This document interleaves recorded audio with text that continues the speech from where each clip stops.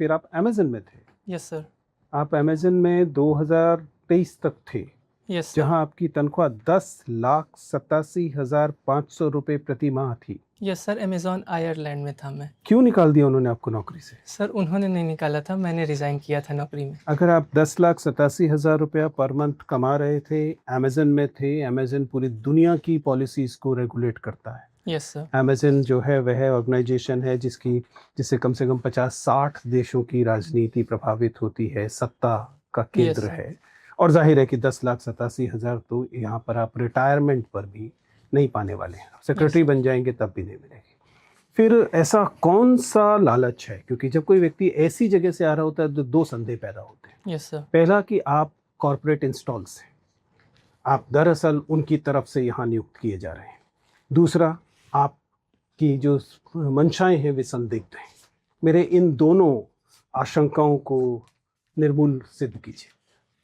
Sir मेरा जो व्यक्तिगत कारण था नहीं, अमेज़न। पहला तो ये बताइए कि आप अमेज़न इंस्टॉल नहीं है ब्यूरोक्रेसी के लिए, ये कैसे सिद्ध करें?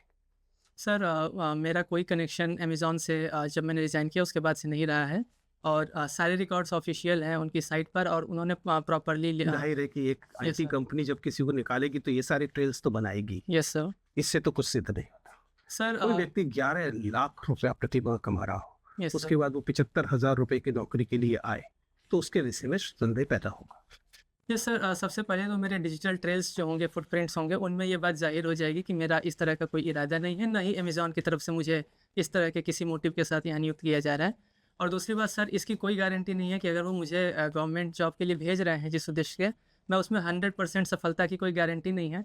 तो इस तरह से मुझे नहीं लगता कि अमेज़न जैसी कंपनी किसी एक पर्टिकुलर कैंडिडेट पे दाँव खेलेगी और उसे खेलना ही होगा तो। ठीक है। दूसरा? सर दूसरा सवाल आपने जो पूछा कि संदिग्ध मंशाएँ जो हो सकती हैं। सर यदि उस तरह की कोई संदिग्ध मंशा मेरी व्यक्तिगत स्तर पर होती तो मुझे लगता है कि मेरी पिछली नौकरी ही मेरी उन सारी आवश्यकताओं को पूरा कर रही थी। तो मेरे पास कोई कारण नहीं है कि उन पर्टिकुलर मंशाओं के चलते मैं इस नौकरी की तरफ रुझान करूँ।